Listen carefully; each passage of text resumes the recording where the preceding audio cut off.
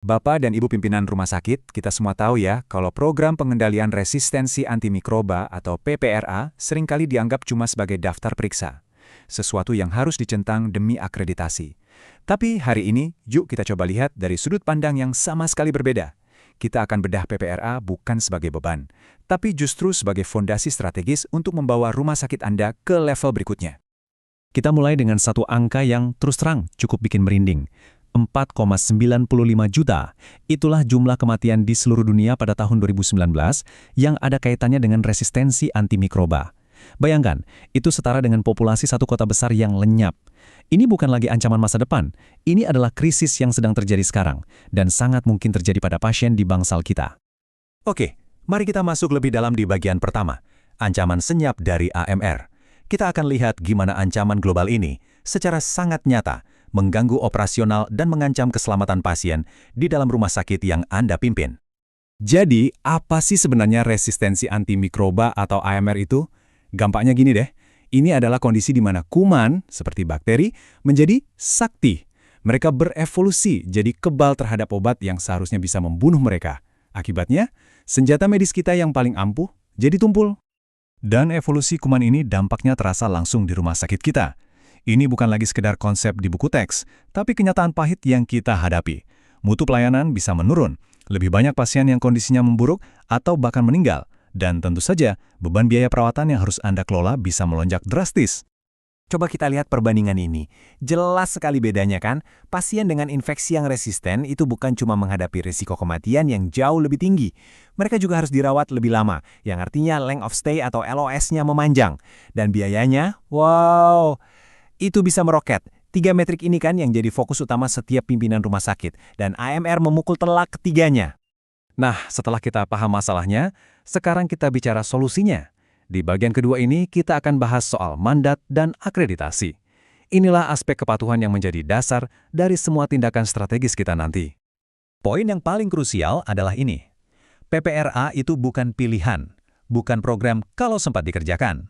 Pemerintah lewat Permenkes nomor 8 tahun 2015 secara tegas mewajibkan setiap rumah sakit untuk punya program ini.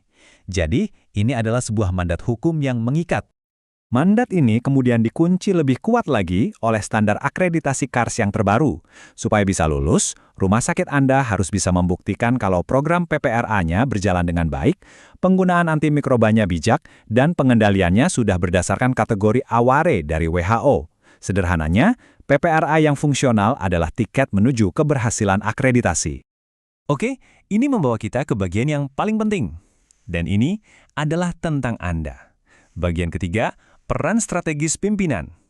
Disinilah momen di mana kita mengubah kepatuhan menjadi sebuah keunggulan kompetitif. Jadi, inilah blueprint strategis Anda. Ada 4 peran kunci yang sangat jelas. Pertama, berikan legitimasi. Bentuk timnya secara resmi, sahkan kebijakannya. Kedua, berikan komitmen nyata dengan mengalokasikan sumber daya yang cukup, mulai dari anggaran sampai SDM. Ketiga, Anda harus jadi championnya. Bangun budaya keselamatan dan komunikasi yang kuat. Dan keempat, pastikan ada akuntabilitas. Pantau dan evaluasi kinerjanya secara rutin. Di bagian keempat, mari kita bedah lebih detail, investasi apa saja sih yang dibutuhkan. Penting sekali untuk melihat ini bukan sebagai biaya ya, tapi sebagai fondasi untuk membangun mutu dan keselamatan jangka panjang di rumah sakit Anda. Pilar pertama dan yang paling utama adalah manusianya. Anda butuh sebuah tim multidisiplin yang solid. Harus ada dokter spesialis patologi klinik untuk diagnostik yang akurat, apoteker klinik yang jadi penjaga gawang penggunaan antibiotik, dan tentu saja perawat IPCN yang jadi mata dan telinga kita di lapangan. Merekalah motor penggerak program ini. Pilar kedua adalah infrastrukturnya. Ini termasuk laboratorium mikrobiologi yang andal, supaya kita bisa dapat data pola kuman yang akurat. Lalu, kita juga butuh sistem IT yang mumpuni untuk melacak dan menganalisis data resistensi. Tanpa data yang baik, kita seperti bekerja dalam gelap. Dan pilar ketiga adalah anggaran program yang berkelanjutan. Inilah bahan bakar yang menjaga program ini tetap berjalan. Anggaran ini kita butuhkan untuk edukasi staf secara terus-menerus, untuk pengadaan reagen di lab, serta untuk semua kegiatan surveillance dan pelaporan. Akhirnya, kita sampai di bagian kelima. Pertanyaannya, bagaimana kita tahu semua investasi ini membuahkan hasil? Nah, sekarang mari kita bicara tentang cara mengukur keberhasilan program PPRA. Pertanyaan bagi seorang pemimpin kan sederhana, tapi sangat penting. Dari semua investasi ini, indikator kinerja PPRA yang mana yang benar-benar memberikan return dalam bentuk peningkatan mutu rumah sakit secara keseluruhan? Jawabannya ada pada hubungan sebab akibat yang sangat jelas ini. Ada garis lurus antara kinerja PPRA dan mutu rumah sakit.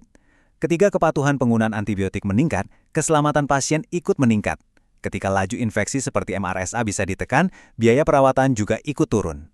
Ketika peta kuman tersedia akurat, terapi jadi jauh lebih efektif. Intinya, setiap keberhasilan kecil di PPRA adalah kemenangan besar bagi mutu, efisiensi, dan tentunya nilai akreditasi rumah sakit Anda. Jadi, setelah melihat semua ini, pertanyaannya bukan lagi mengapa kita harus menjalankan program ini, tapi bagaimana kita akan memimpinnya. Pertanyaannya adalah, apakah rumah sakit Anda siap? Siap untuk tidak hanya sekedar mematuhi aturan, tetapi juga menjadi pemimpin dalam perang global melawan EMR? Karena pada akhirnya, keselamatan pasien dan masa depan dunia pengobatan ada di tangan kepemimpinan Anda.